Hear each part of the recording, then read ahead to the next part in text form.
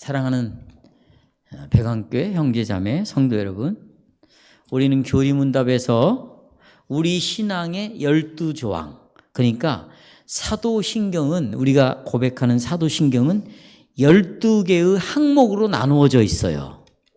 12개의 주제로 나누어져 있습니다. 이것을 지금 우리가 다루고 있습니다. 우리가 이제 첫 번째로 다루었던 것이 전능하신 하나님 아버지, 그 다음에 천지를 창조하신 하나님을 믿습니다. 이걸 우리가 다루었고, 이제 오늘은 우리가 그 하나님의 아들에 대해서 무엇을 믿는가를 이제 다룰 것입니다. 하나님의 아들의 이름은 예수입니다. 다시, 하나님의 아들의 이름은 예수입니다. 이것은 여러분이 개인적인 이름이 있는 것처럼 예수님도 이름이 있어요. 그게 뭐냐? 예수예요, 예수. 예수의 이름은 예수죠.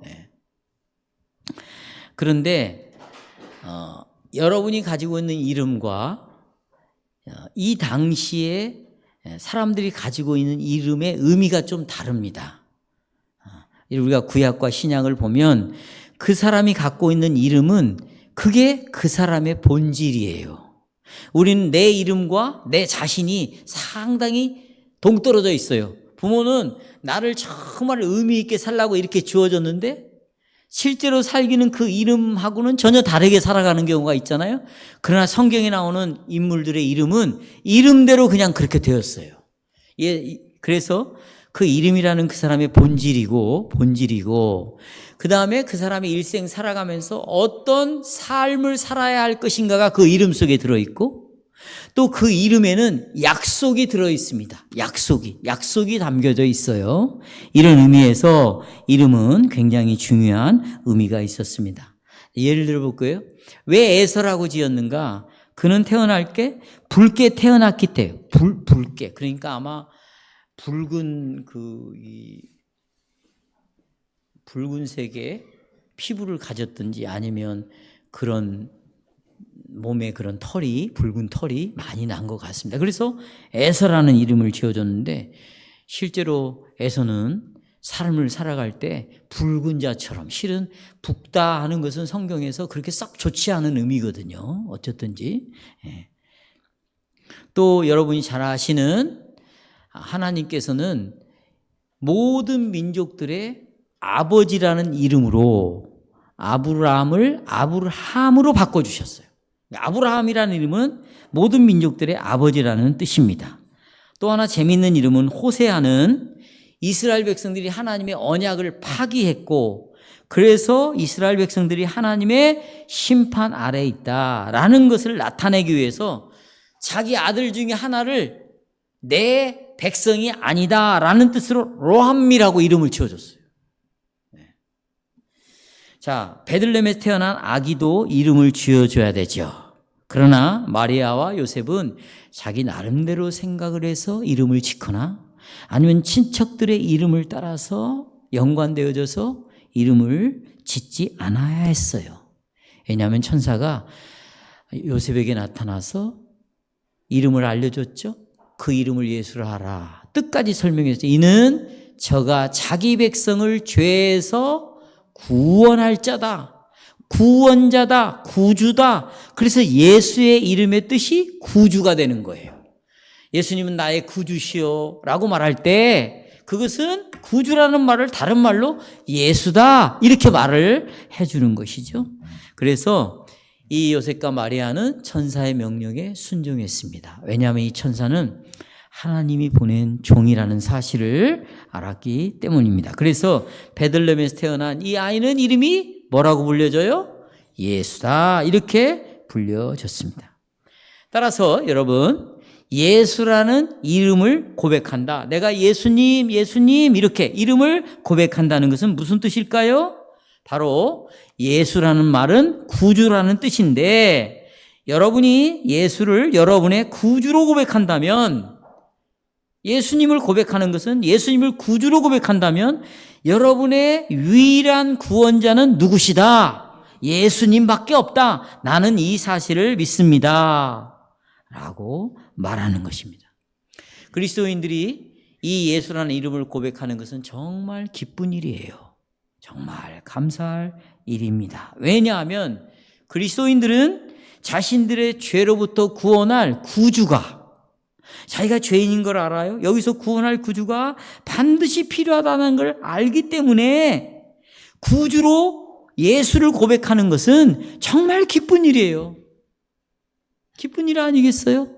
나에게는 죄로부터의 구원이 필요한데 그 구원할 유일한 분은 예수, 구주다, 이렇게 말하는 것이 얼마나 기쁜 소식이고 즐거운 고백이겠습니까? 하지만 오늘 오전에 설교했듯이 정말 예수, 이 구주를 정말 미워하고 또 예수의 이름이 선포되는 것을 아주 반대하는 사람들이 있었어요. 수단과 방법을 가리지 않고 예수의 이름을 말하지 못하게 하고 이 예수님의 이름을 선포하지 못하게 하고 이 예수의 이름을 미워하는 자들이 있었다. 우리가 오전에 살펴봤잖아요. 대표적으로 그들이 대제사장을 중심으로 한 옛 언약의 직분자들, 지도자들이었어요. 성경이 오죽하면 이들을 해달별로 묘사를 했겠어요. 이것이 하늘에서 떨어지고 빛을 잃어버린다는 것이죠. 다시 말하면 이들을 중심으로 해서 예수를 십자가에 못 박았고 이들이 그 다음에 온 이스라엘 백성들을 소경으로 만들어서 전부 어둠의 자식으로 만들어버렸어요. 그래서 하나님께서 이들을 통해서 순교를 당하고 핍박을 당하고 감옥에 갇히고 두들겨 맞고 한 새 언약의 신약교회 성도들이 제단 아래에서 울부짖는 거예요. 뭐라고요? 하나님 언제까지 우리의 원수들을 그대로 놓아줄 것입니까? 우리의 원수를 언제 복수하시겠습니까? 우리를 대신해서 언제 복수해 주시겠습니까? 언제까지입니까? 이걸 외쳤던 것이죠. 근데 여러분, 자, 오늘날에는 이렇게 그리스도를, 이름을 거부하지는 않습니다. 방식이 달라졌어요, 지금은. 오늘 우리 사회에 정말 저 사람은 참 괜찮은 사람이다. 저 사람은 참 마음에 들어 하는 사람들이 어떤 사람인 줄 아세요? 관용하는 사람입니다. 다 수용해, 다 포용합니다. 그리고 모든 것들을 다 무엇이든지 받아들이는 사람입니다. 이런 사람은 오늘 시대에 인기가 있는 사람, 이런 지도자가 굉장히, 이런 대통령이 인기를 얻는 대통령이에요. 그런데 이런 사람은 자기가 수용한다, 다 받아들인다, 그건 아니야 라고 절대 이런 말을 하지 않아요. 이런 사람들은 그런 자기가 가지고 있는 관용을 자랑하면서 굉장히 교만합니다. 이런 사람들이. 그들은 이렇게 말합니다. 당신이 내가 하고 싶은 걸 그대로 놔두면 나도 당신이 원하는 것을 하도록 내버려 두겠다. 이거예요. 그러니까 나도 당신이 하는 것을 포용할 테니까 당신도 내가 하고 싶은 거 받아주라. 이거예요. 오늘 사회는 그렇습니다. 그래서 동성애를 하는 자들에게도 관용을 베풉니다. 동성애 또 뿐만 아닙니다. 낙태 그것도 괜찮다. 받아들이는 거예요. 뭐 여기서 이런 논쟁, 저기서 저기 파업, 이런 뭐 노동 투쟁, 그것도 다 일리가 있어. 다 문제가, 자기 뜻이 있어서 하는 거니까 나 그것도 다 받아들일 거야. 다 관용을 베풉니다. 그리고 다른 많은 종교인들에게도 불교가 됐든 무슨 뭐 원불교가 됐든 이슬람 다 좋아, 다 관용을 합니다. 그런데 딱 하나에 대해서만 절대 이 사람들이 관용을 안 하는 게 있어요. 그게 뭔지 아십니까? 그리스도인들에게 대해서, 예수 믿는 자들에 대해서는 이들이 네버입니다. 네버. 결코 관용하지 않습니다. 참 이상하죠? 특별하죠? 우리 사회의 모든 사람들은 다 자기가 원하는 하고 싶은 말을 할 수 있는 자유를 다 갖고 있습니다. 하지만 신자인 우리들이 낙태를 반대합니다. 이렇게 반대하는 사람들은 오히려 말을 할 수가 없어요. 동성연애 하면 안 된다 말하는 사람들은 오히려 말할 자유가 없는 거예요. 그러나 이것도 받아들여 저것도 받아들여 하는 사람들은 자기가 할 말을 다 할 수 있는 뭐가 있다? 자유가 있는데 그리스도를 믿는 우리들만 말할 수 있는 자유가 없는 것이에요. 그래서 그리스도인들은 오전에서 말씀드린 것처럼 더욱더 우리는 핍박을 당할 수밖에 없고 환난을 당하고 심지어는 이 복음을 지키다가 목숨까지 잃을 수도 있다고 성경이 우리에게 말하고 있습니다. 여러분, 그러면 왜 그리스도인들을 이렇게 핍박을 하고 그리스도인들을 압박하는지 여러분 그 이유를 아십니까? 기독교만 그들이 고백하는 신앙 고백이 아주 배타적이기 때문이에요. 우리의 신앙 고백이 뭐라고요? 배타적이에요. 포용을 하지 않아요. 다른 종교를 아예 인정하지 않습니다. 이걸 배타적이라고 말하는데 기독교는 아주 우리가 믿는 신앙 고백에 대하여 배타적인 주장에 있어서 배타적이기 때문입니다. 꼭 기억하십시오. 이 세상에 있는 종교의 특징이 뭔지 아십니까? 그것은 이 세상에 있는 종교는 사람이 무엇을 하는가를 중요시 여깁니다. 사람이 뭐라고요? 무엇을 하는가? 이게 이들의 종교의 핵심이에요. 그런데 참으로 아쉬운 것은, 안타까운 것은 이방 종교의 신앙관이 교회 안으로 깊이 들어왔다는 것입니다. 그래서 기독교도 내가 무엇을 하는가를 중요시 여기고 있어요. 우리 교회는 선교를 한다. 나는 선교한다. 선교하는 교회다 말이죠. 우리는 전도한다. 기도한다. 성경을 읽는다.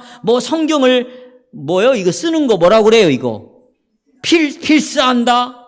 나는 뭐 한다. 우리 교회는 무슨 교회다. 이것은 여러분 기독교가 아닙니다. 내가 딱 잘라 말하는 거예요. 기독교는 우리가 무엇을 하고 있는가에 의해서 세워진 것이 아니에요. 그러니까 이 교회에서는 자기가 무엇을 하는지 안 하는지 절대로 자랑하지 마세요. 여러분이 그것을 주장하는 순간, 그걸 심어주는 순간 여러분은 기독교를 배교하는 자가 되는 거예요. 그러면 기독교는 뭐의 기초에 세워졌는가? 우리 주님 예수님이 우리를 위하여 뭘 하셨는가? 예수님이 우리를 위하여 뭘 하셨는가? 여기에 근거하여 기독교는 존재하는 거예요. 그러니까 우리가 입을 열고 말을 하고 고백을 한다면 내가 무엇을 하는가를 말하는 것이 아니라, 내가 어떻게 했는가를 말하는 것이 아니라 예수님이 나를 위하여 하신 일들만 이야기하세요. 예수님은 이런 일을 하셨다. 나에게 예수님은 이런 분이다. 여러분, 우리가 대화를 들어보세요. 다 자기는 이것을 했다는 둥, 이렇게 안 했다는 둥, 자기가 한 일에 대하여 왜 이렇게 미련이 많습니까? 네? 그것이 설령 죄를 짓는 일이라 할지라도, 그것이 때로는 말씀을 지키는 일이라 할지라도 그런 말 할 필요 없어요. 우리는 다 단순합니다. 이 개혁교회 신앙 고백은 단순해요. 예수님이 나를 위하여 무엇을 하셨는가? 그분이 우리를 위하여 예수가 되어졌다. 나의 구주가 되어졌다. 죽으셨다. 부활하셨다. 하늘보좌에 올라가셨다. 성령 보내셨다. 지금도 우리를 위하여 왕노릇 하신다. 교회의 머리이시다. 이것이 기독교의 전부인 거예요.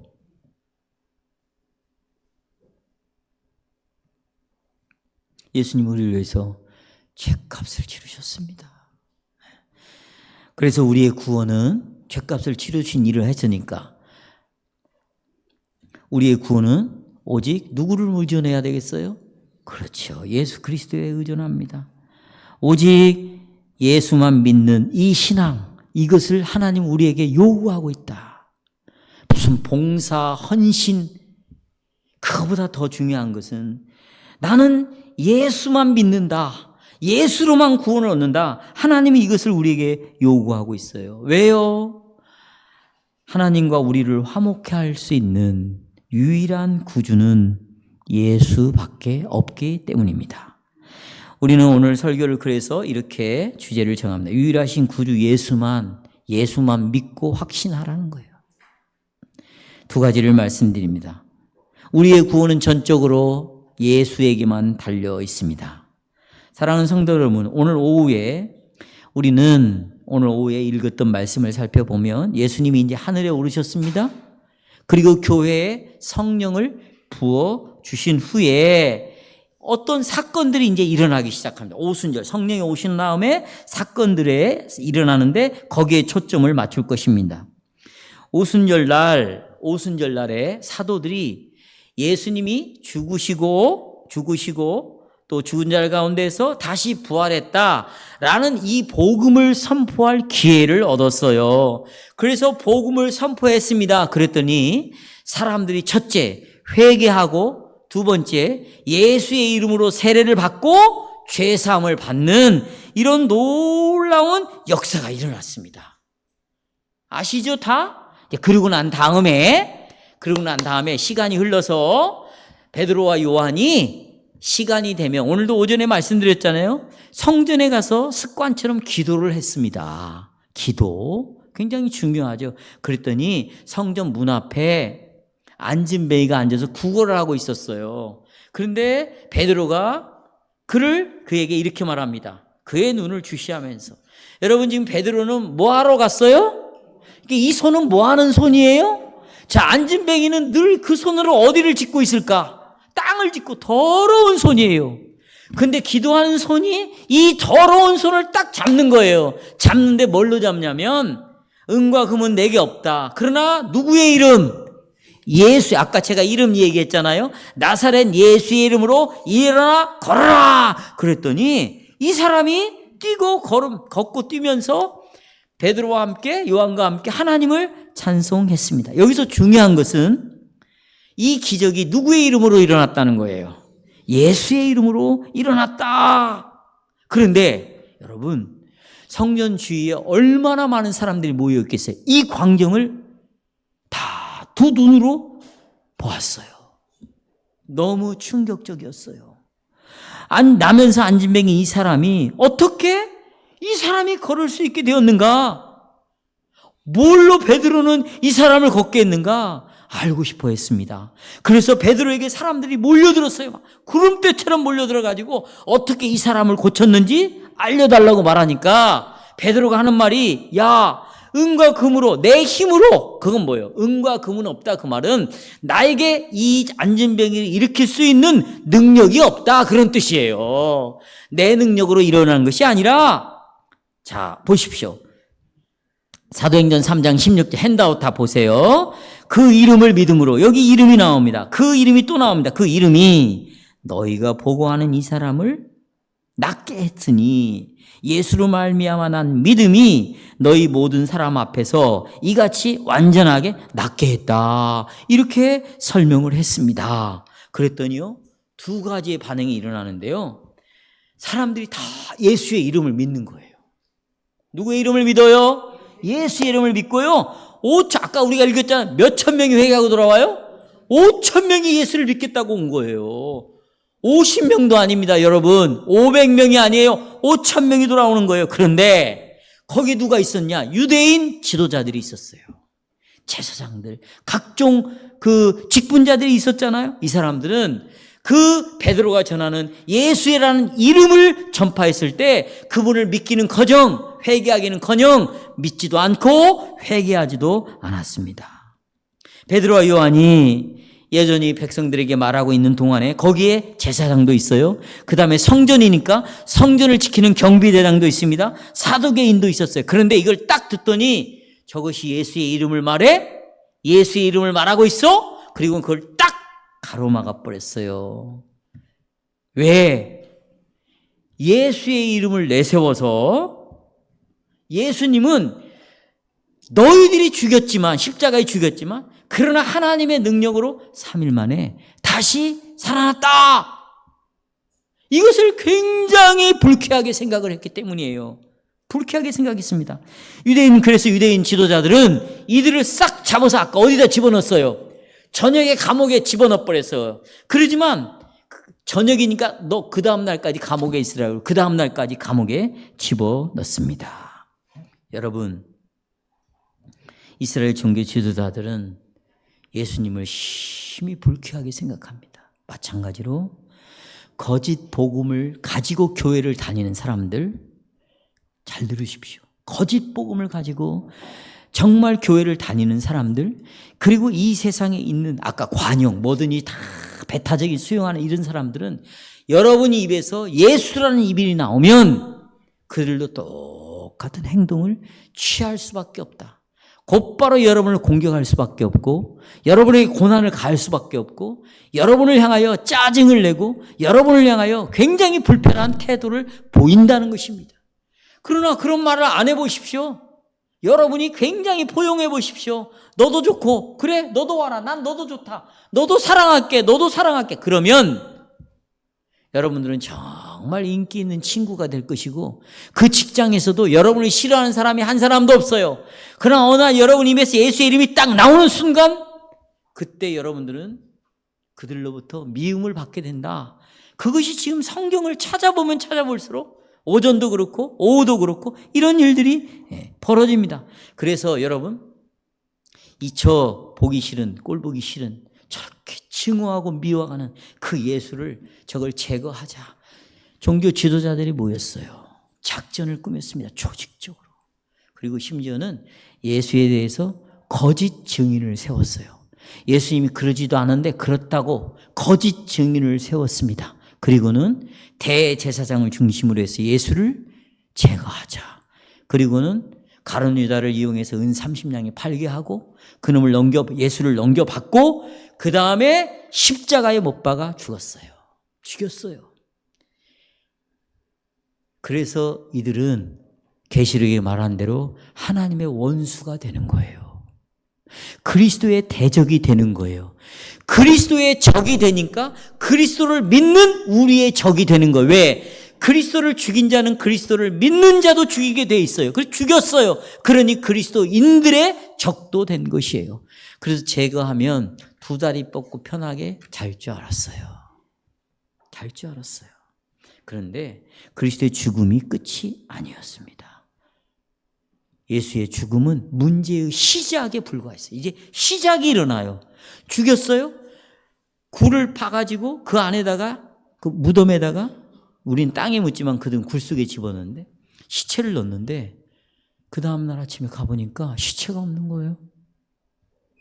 그러니까 제사장이, 이 종교 지도자들이 지키는 군인들에게 돈을 줍니다. 그리고는 제자들이 이걸 훔쳐갔다고 거짓 소문을 내도록 말을 하고 다니라고 한 것이죠. 이런 문제가 발생이 되는 거예요.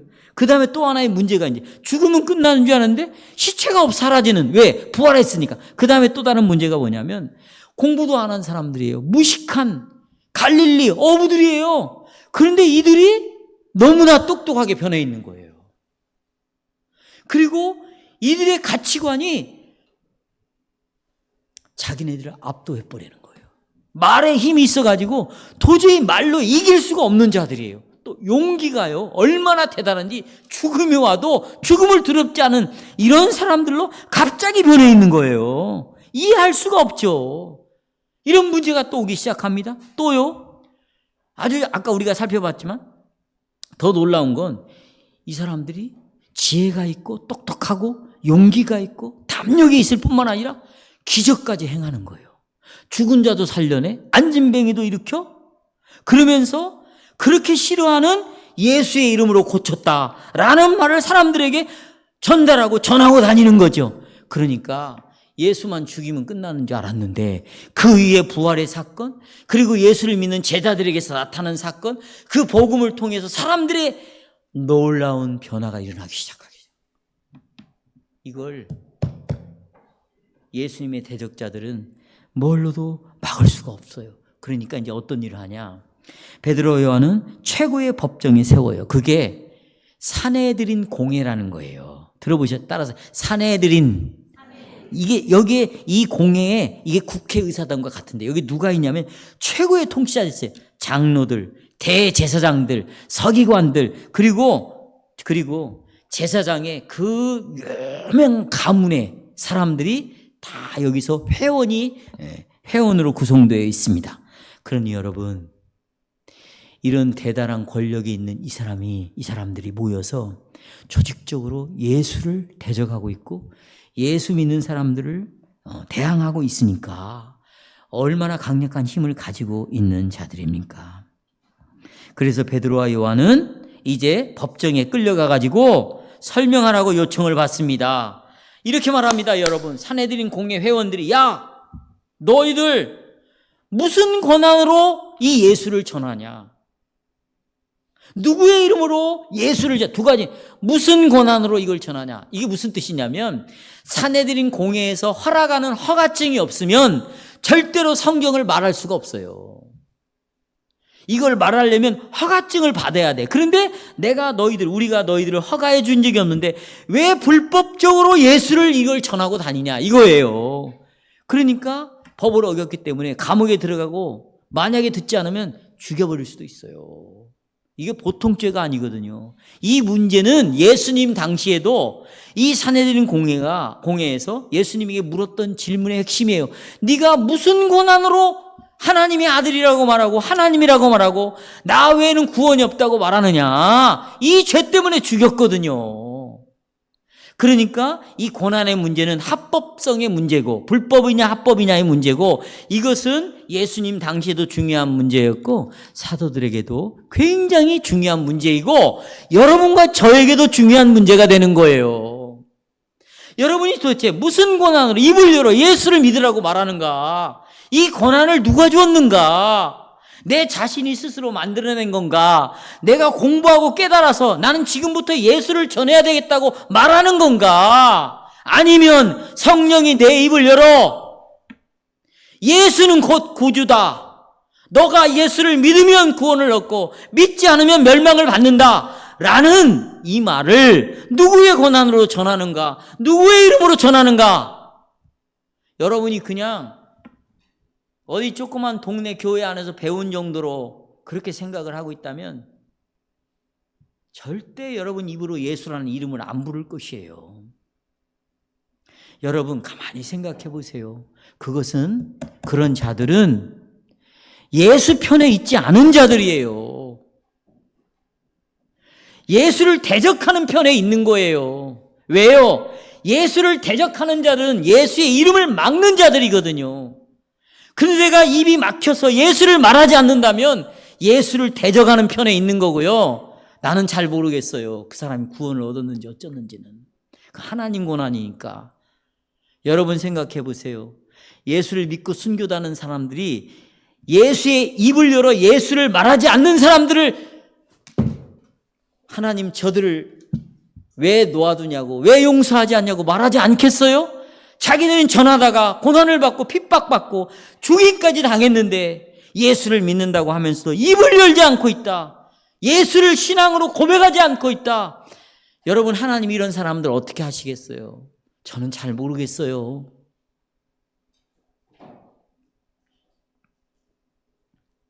그러니 성도 여러분 이제 입을 열어서 예수를 말해야죠. 누구의 권세로? 하나님의 권세를 주셨잖아요. 우리가 누구의 이름으로 전하는 거예요? 예수의 이름으로 예수를 전하는 거 아닙니까? 그렇죠? 그래서 이 문제를 사도행전 4장 8절에서 10절에서 이렇게 말합니다. 보십시오. 백성의 관원과 장로들아 있죠? 핸드아웃 보시면 이것은 그 당시에 옛 언약 백성들의 그 직분을 존중해 주는 거예요. 이 말은 굉장히 존경하는 말입니다. 무시하지 않았어요. 만일 병든 사람에게 행한 착한 일에 대하여 우리는 안진뱅이를 고쳐준 게 무슨 죄냐는 거예요. 그게 얼마나 착한 일이냐, 선한 일이 아니냐. 그런데 왜 우리를 최고의 법정에 모아놓고 끌어다 놓고 우리를 놓고 재판을 하느냐. 그러니 이 재판은 문제가 있다. 이렇게 이의를 제기하는 거예요. 그래서 이 사람이 어떻게 구원을 얻었냐고 왜 우리에게 질문을 하냐. 왜 이런 재판을 하냐. 우리는 선한 걸 한 것뿐이고 착한 사람, 이 병을 고친 것뿐이다. 그랬어요. 그렇게 질문을 한다면 나는 이제 대답을 하겠다. 너희와 모든 이스라엘 백성들아 들어라. 알아라. 첫째. 너희가 십자가에 못 박은 예수다. 예수를 누가 죽였냐? 너희들이 죽이지 않았냐? 너희들이? 그리고 죽은 자 가운데에서 살려냈는데 부활하셨는데 너희들은 이 말을 거짓 소문을 퍼뜨렸다. 왜? 제자들이 어떻게? 제자들이 이거 시체 훔쳐가지고 그들이 가져갔다고 거짓말을 하라고 했지 않느냐? 죽은 자 가운데 살리신 나산 예수, 그분은 시체가 없어진 게 아니라 부활했다. 우리는 그 이름으로 이 사람이 건강하게 되어 너희 앞에 섰다. 그러면서 118편의 말씀을 인용합니다. 11절. 모퉁이에 머릿돌이 된 건축자들의 버린 돌이라고 말하고 있어요. 이게 무슨 얘기냐면, 여러분, 건축자들이요, 집을 지으려고 했는데, 보십시오. 건축자들이 이제 자기가 땅이 있어요. 집을 지으려고 하는데, 돌이 하나가 있는 거예요, 이게. 이 건축자가 볼 때는 이게 아무 쓸모없는 돌이야. 그러니까 이 돌을 캐가지고 저기다가 버려버렸어요.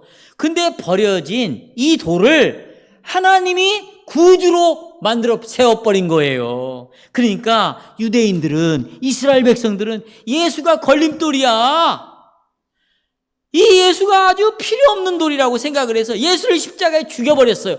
버렸어요. 근데 죽은 예수가 우리의 뭐가 되게 하셨어? 죄에서 구원할 뭐가? 구주가 되게 하셨다, 그 말이에요. 이것이 이제 이루어졌다라고 베드로가 설교를 한 것입니다. 그들은 그리스도를 거부하고 십자가에 죽이는 잘못을 범했죠. 그들은 빈 무덤에 관해서 거짓말을 퍼뜨리는 잘못을 범했습니다. 다시 말하면 부활을 부인하는 죄를 지었습니다. 그들은 남에서 안진뱅이가 어떻게 고침을 받아 다시 거둘 수 있는지 설명을 할 수가 없었어요. 그들은 나사렛 예수를 거부함으로 건축자들이 버린 그 돌을 머릿돌이 되게 하는 이 예언을 성취시켰습니다. 베드로는 무서워하는 대신에 예수의 권능으로 아주 이 복음을 담대하게 전했어요. 뭐라고 전했어요? 12절 같이 읽겠습니다. 사도행전 4장 12절 이렇게 말합니다. 시작. 다른 이로서는 구원을 얻을 수 없나니 천하 인간의 구원을 얻을 만한 다른 이름을 우리에게 주신 일이 없다. 이것은 예수님의 가르침을 더 강하게 말하는 건데, 이 말은 어떤 말을 푸는 것이냐? 여기 요한복음 14장 6절 시작. 내가 곧 길이요 진리요 생명이니 나로 말미암지 않고는 아버지께로 올 자가 있다 없다? 예, 그 말이 다른 이로서는 구원받을 자가 있다 없다? 그런 뜻이에요. 여러분은 영원한 정죄 죄로부터 구원받기를 원하십니까? 오직 한 길이 있습니다. 예수 그리스도의 이름, 예수라는 이름을 통해서 구원을 얻습니다. 우리가 죄로부터 구원을 받고 하나님과의 관계가 회복되는 것은 십자가에서 그리스도의 죽음을 통해서 가능한 거예요. 성도 여러분, 우리가 생명을 얻으려면, 우리가 죄로 말미암아 영혼이 죽어 있잖아요. 그래서 하나님에 대하여 반응을 보일 수가 없어요. 내가 죄인인 것도 몰라요. 하나님 나라가 있는 것도 몰라요. 예수가 있는 것도 몰라요. 영혼이 살아나야 되잖아요. 그걸 생명을 얻는다고 말합니다. 영혼이 살아나는 걸 생명을 얻는다고 말해요. 이렇게 생명으로 회복되는 것은 바로 예수님이 죽음에서 부활을 하심으로 우리가 새로운 생명을 얻게 되는 것입니다. 그래서 베드로는 아주 간결하게 이렇게 말했어요. 여러분은 예수 그리스도께서 여러분의 죄를 위하여 십자가에서 죽으셨다는 것과 여러분에게 생명을 주기 위해서 예수님은 다시 3일 만에 뭐 했다? 부활했다. 이 사실을 여러분은 믿습니까? 베드로가 이렇게 요약 정리해. 여러분은 여러분의 죄를 위하여 예수님이 십자가에 죽었다는 걸 믿습니까? 여러분의 생명을 주시기 위해서 부활하셨다는 것을 여러분 믿으십니까? 이렇게 간단하게 요약해서 전했어요. 이것을 29주일 신앙 고백에서 그대로 가지고 온 거예요. 29주일에 왜 하나님의 아들을 예수 곧 구주라고 부릅니까? 답은 보세요. 첫째, 우리의 모든 죄에서 구원하시기 때문에. 그렇죠? 29문답. 둘째, 그 외에 누구에게서도 구원을 찾거나 발견할 수, 아까 예수의 이름 외에는 우리에게 구원을 얻을 만한 이름을 줬어요? 안 줬어요? 예수 외에 구원을 찾거나 발견할 수가 없다. 그래서 우리는 그 하나님의 아들을 뭐라고 불러요? 예수, 곧 뭐로? 구주라고 부르는 거예요. 청년들 이해하겠어요? 여러분은 자신의 구원이 전적으로 예수께 달려있다는 걸 믿습니까? 보십시오. 많은 그리스도인들은 예수를 자기의 구주, 죄에서 구원할 자, 구주로 믿습니다. 그러나 그들은 그리스도 안에서 자신의 구주로는 믿는데 유일한 구원을 그리스도에게서 찾거나 발견하려고 하지 않는다는 것이에요. 예수로 믿냐? 나 예수 믿는다. 그런데 유일한 구주라는 것을 너는 예수 안에서만 찾냐? 예수 안에서만 발견하냐? 그렇지 않다는 거예요. 예수는 믿는데 다른 데서 구원자를 또 찾고 있다는 거예요. 그래서 30문답에 이렇게 말합니다.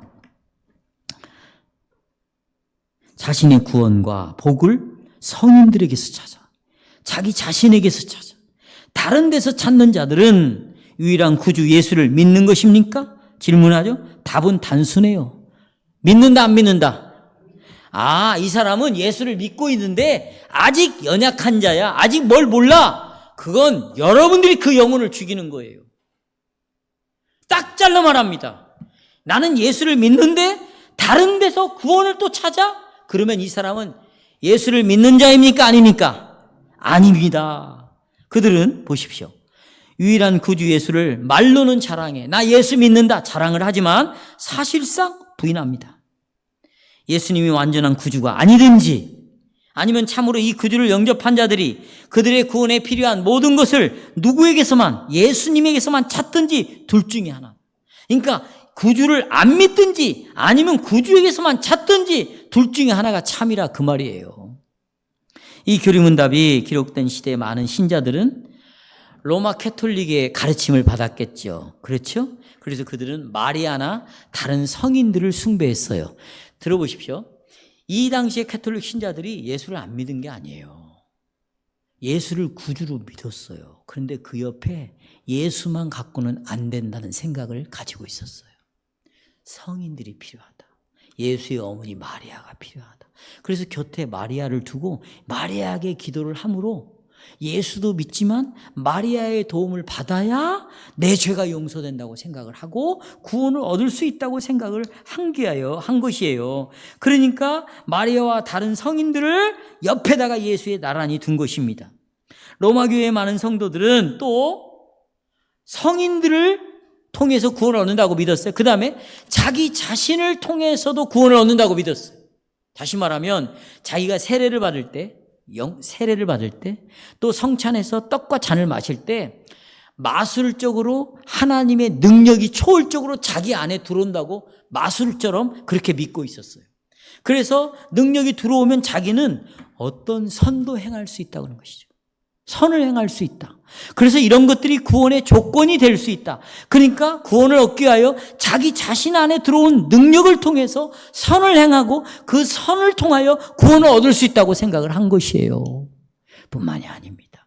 고행을 해야 우리가 구원을 얻을 수 있다.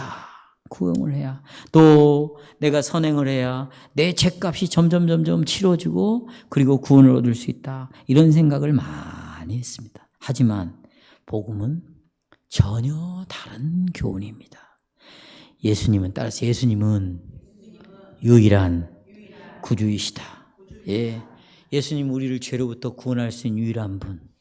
예수님 우리에게 생명을 줄 수 있는 유일한 부활하신 주님이십니다. 우리의 구원은 배타적입니다. 오직 누구에게만 달려있다? 그래서 이사야 43장 11절 보십시오. 배타적인 고백이에요. 여호와께서는 이렇게 말합니다. 나는 여호와라. 보셔요. 나 외에는 구원자가 없다. 디모데전서 2장 5절 6절 보세요. 하나님은 한 분이시요. 또 하나님과 사람 사이에 중보자도 몇 분이요. 한 분, 그 사람이신 그리스도 누구라. 그가 모든 사람을 위하여 자기를 위하여 속전을 주셨다. 성경은 우리의 구원이 전적으로 오직 예수에게만 달려있다는 걸 분명히 합니다. 그렇다면 두 번째로 보십시오. 그러면 여러분, 구원이 예수에게만 달려있다면 보세요. 여러분이 살면서 가지는 확신은, 여러분이 가진 이 확신은 오직 누구에게만 있는 거예요. 그러면 초점을 누구에게만 맞춰야 돼? 예수에게만 초점을 맞춰야죠.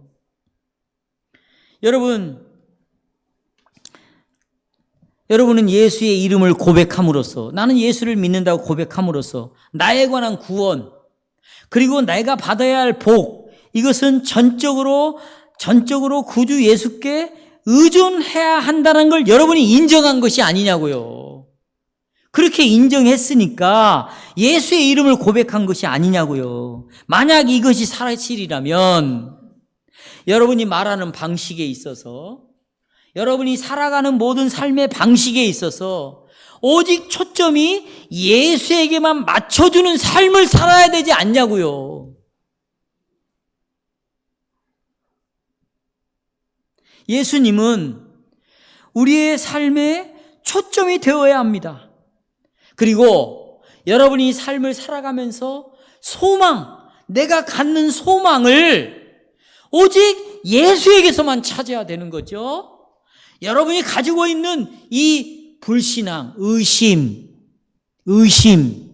이런 것들에 대하여 확신을 가지려면 누구에게만 초점을 둬야 돼요? 예수님에게만 초점을 둬야 한다는 것입니다.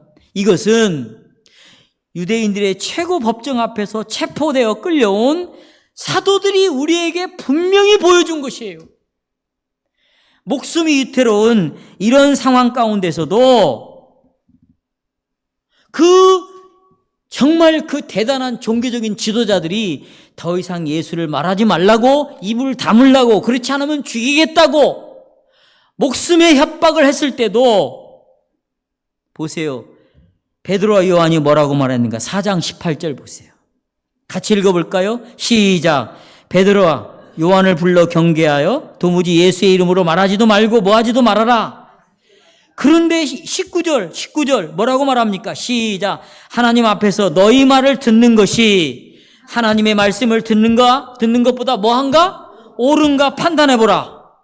우리가 보고 들은 것을 말하지 아니할 수 없다. 이렇게 응답한 거예요. 그러니까 그들은 어떤 상황에서도 오직 초점을 누구에게만 맞췄어요? 예수에게만 맞췄습니다. 성도 여러분, 여러분들이 정말 공부하는 가운데서도 나는 정말 누구에게 초점을 맞춰야 될 것인가? 내가 직장에서도, 내게 일어난 상황에서도 나는 정말 누구에게 소망을 둬야 되는 것인가? 말로는 예수를 믿는다고 자랑하지만 실상은 아닙니다라고 말하잖아요. 그렇죠? 성도 여러분, 우리는 지식적으로 예수께서 우리의 구주라는 진리를 압니다.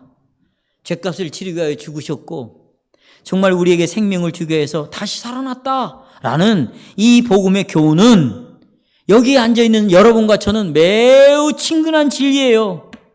만일 제가 여러분이 이 복음을 믿습니까? 말하면 우리 모두는 나는 믿습니다, 그렇습니다 답할 것입니다. 그러나 우리가 부딪히고 있는 문제는 나의 삶 속에서 우리의 초점이 구주 예수께 맞춰져 있는가 하는 것이에요.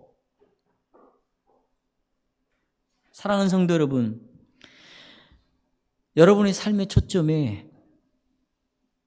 초점을 어디에 맞추고 있습니까? 여러분 정말 이 복음을 기쁨으로 받아들이십니까? 지금 여러분을 끌고 가고 있는 것이 무엇입니까? 여러분이 하고 있는 일이 여러분을 끌고 가고 있습니까? 내가 하고 있는 공부가 아침부터 저녁까지 온통 나를 끌고 가고 있습니까? 스포츠입니까? 돈입니까? 쾌락입니까? 성공입니까? 여러분 주위에 있는 가족들이, 친구들이, 친척들이 여러분의 삶을 볼 때, 야, 너는 정말 이것이 너의 인생을 끌고 가고 있구나.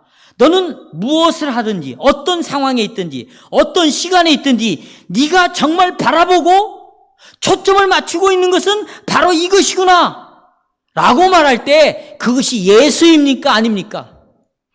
여러분은 어디에, 여러분의 중심의 삶 속의 중심에 구주 예수께서 여러분의 중심에 있습니까? 여러분의 말과 행위에서 여러분이 고백하는 것은 무엇입니까? 하루 살면서 한마디라도 예수라는 말을 합니까?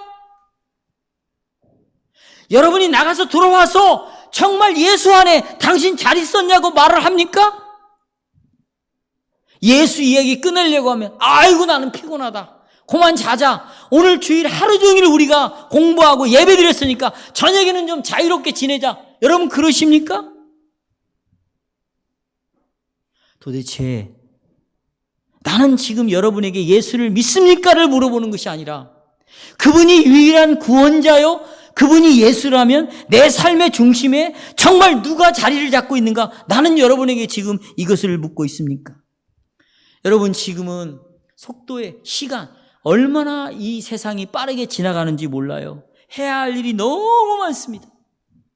그래서 예수를 바라볼 시간이 없어요. 특별히 TV 앞에서 아니면 핸드폰의 앞에서 얼마나 우리가 시간을 많이 보냅니까?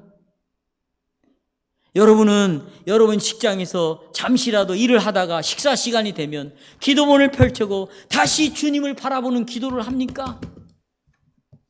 잠들기 전에 아이고 피곤하다 자자 그겁니까? 아니면 내가 잠든 밤중이라도 내가 소망을 두고 바라봐야 할 것은 예수구나. 왜? 이분이 나의 유일한 구원자니까.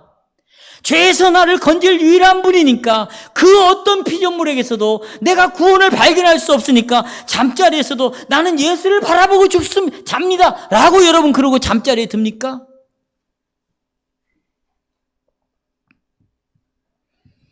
여러분 우리는 문명이 기계 앞에 다 시간도 빼앗겼습니다.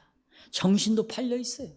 이거 핸드폰 시간만 되면 여러분 피곤하면 핸드폰 보잖아요. 누워서 게임하고 영상 보고. 어떤 일이 벌어진지 아세요? 그리스도를 중심에 둘 수 없는 자로 만들어버리는 거예요. 여러분이 그걸 보면 볼수록 여러분은 예수님에게 초점을 맞추기보다는 온갖 세상 것에 초점을 맞추게 되어 있어요. 그런 시간은 있으면서 경건의 시간 그 5분이면 할 거예요. 피곤하다 지쳤다 왜 이렇게 신앙생활을 하라고 그러냐. 여러분 그러고 있는 거예요?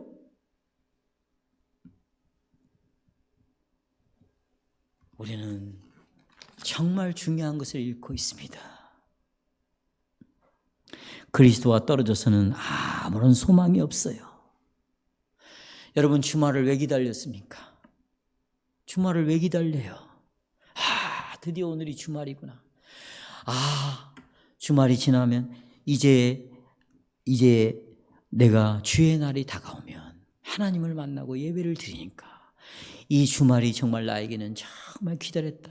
이렇게 해서 주말을 기다립니까? 아니면 주말이 되면 내가 마음대로 잠도 자고 TV도 마음대로 보고 먹고 싶은 거 마음대로 먹고 그저 내가 하고 싶은 대로 하기 때문에 여러분 주말을 기다리는 거예요? 벌써 여러분 그 사람이 이미 세속적인 것이 되어버린 것이에요. 오늘 주변에 있는 많은 사람들은 이 세상 일에 초점을 두고 있습니다. 자기 만족에, 자기 자신에. 그리스도와 떨어져 사는 사람들에게는 그 초점에 그리스도가 없어요. 나는 여러분에게 일하지 말라는 게 아니에요. 공부하지 말라는 게 아니에요. 문명의 기기들을 사용하지 말라는 게 아니에요. 모임을 갖지 말라는 게 아니에요. 돈을 벌지 말라는 게 아니에요. 성도 여러분, 나는 여러분에게 내가 누구인가? 나는 누구에게 속해 있는가? 나는 살아서나 죽어서나 나는 내 것이 아니요. 내 몸도 영혼도 나는 정말 그리스도에게 속해 있는가? 누구에게 초점을 맞춰 있는가? 오늘날 사람들은 좀 더 나은 생활을 하기를 원합니다. 여러분 내가 묻습니다. 도대체 좀 더 나은 생활이 어떤 생활입니까? 어떻게 사는 것이 좀 더 나은 생활입니까? 돈이 많아가지고 여러분 친구들과 재미있게 놀러 다니는 겁니까? 여가를 즐기는 것입니까? 여러분 이 세상에서 좀 더 나은 삶을 뭐라고 생각합니까? 여러분은 좀 더 나은 삶이 무엇이라고 발견했습니까? 무엇을 해야 여러분은 좀 더 나은 삶이라고 생각을 하십니까? 좋아요. 여러분이 좀 더 나은 삶을 얻었다고 합시다. 근데 죽을 병에 걸렸어요. 하루아침에 재산이 다 날아갔어요. 여러분이 그걸 즐길 수 없는 몸이 되어버렸어요. 환경이 되었어요. 그러면 여러분은 도대체 어디에서 좀 더 나은 삶을 찾을 것이냐고요. 취직이 좀 더 나은 삶이다. 결혼이 좀 더 나은 삶이다. 돈을 벌어서 집을 구하는 게 나은 삶이다. 그런데 이런 것들을 즐길 수 없는 몸의 상태가 되어버리고 하나님이 다 걷어가면 여러분 도대체 좀 더 나은 삶을 도대체 어디에서 찾으시겠다는 말입니까?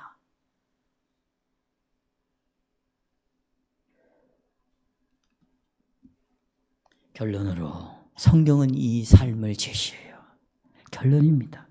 요한복음 10장을 보십시오. 10장 7절. 찾았어요? 네. 진실로 너에게 말하노니 예수님은 양의 문이래요. 양이 들어가고 양의 문을 열고 닫고 하는 문이 예수님이래요. 나보다 먼저 온 자는 문이라고 주장하는 거. 그러니까 좀 더 나은 삶이 내 인생의 문이다. 돈이 문이다. 성공이 문이다. 좋은 친구와 놀러 다니는 것이 문이다. 라고 생각하는 건 다 절도요 뭐대요? 강도. 양들이 듣지 않는데요. 그런 분들을 내가 문이니 누구든지 나로 말미암아 들어가면 구원을 얻는데요. 들어가며 나오며 뭘 얻는데요? 꼴을 먹는데요. 그러면서 더 나은 삶에 참여할 수 있는 방법을 가르쳐 주는데 10절 도적이 오는 것은 당연하죠. 뭐 하는 거예요? 도적질하고 죽이고 멸망시키는 것밖에 없다. 이 세상에 있는 것은 도둑놈들이에요. 여러분 보셔요. 이 세상에 있는 것들은 뭐라고요? 도둑놈이에요. 보셔요. 내 영혼을 도둑질해 가는 거예요. 내가 믿고 있는 그리스도를 이놈들은 다 빼앗아 가는 거예요. 믿음을 빼앗아 갑니다. 천국을 빼앗아 갑니다. 내 안에 있는 하나님의 말씀을 이 세상에 있는 것들은 도둑놈들이에요. 내 안에 있는 진리를 뺏어가요. 성령을 뺏어가요. 여기 그러잖아요. 도둑놈들이다. 그리고 내 영혼을 죽여버리는 자입니다. 그러면서 하시는 말씀이 멸망시킨다는 건 그러나 예수님이 온 것은 10절 양으로 생명을 얻게 하고 그 생명을 어떻게 한다? 더 풍성하게 해준다. 여기 풍성한 더 나은 삶을 살게 해준다. 그렇다면 오직 누구만을 신뢰해라? 예수님만을 신뢰해라. 누구에게만 초점을 맞춰라. 예수님에게만 초점을 맞춰라. 왜? 그분은 양들의 유일한 문이고 양들을 더 나은 삶으로 인도할 수 있는 유일한 분이시기 때문입니다. 그렇다면 더 나은 삶의 중심은 여러분 더 나은 삶의 중심적인 것이 무엇입니까? 내가 공부를 아니 여기 학생들이 되지도 않아요. 내가 직장에 다녀갖고 성공하는 것이 내 삶의 중심입니까? 네? 내 건강이 막 회복되는 게 내 삶의 중심이에요? 그게 아니고 내 삶의 중심은 내가 몸과 영혼이 사나 죽으나 나는 내 것이 아니고 누구의 것이다? 예수 그리스도의 것이다. 이걸 믿는 것이에요. 중심에. 그 피로 내 죄값을 치러진 것을 나는 믿습니다. 마귀의 권세에서 나를 자유케 해주신 분이 예수님인 것을 믿습니다. 그리고 아버지께서 머리카락 하나도 떨어지지 않게 하는 방식으로 지금도 나를 뭐하고 있다? 보호하고 보존하고 나를 지금 돌봐주시고 있다. 때로는 슬픔도 오고 고통도 오지만 이런 것들을 가지고 나를 보존하시고 나를 영원한 집, 영생의 나라로 인도하신다라는 것을 신뢰하는 것이 중심에 있을 때 정말 우리는 부유한 삶, 지금 여러분이 생각하는 것보다 비교할 수 없는 저 풍성한 삶을 살 줄 믿습니다.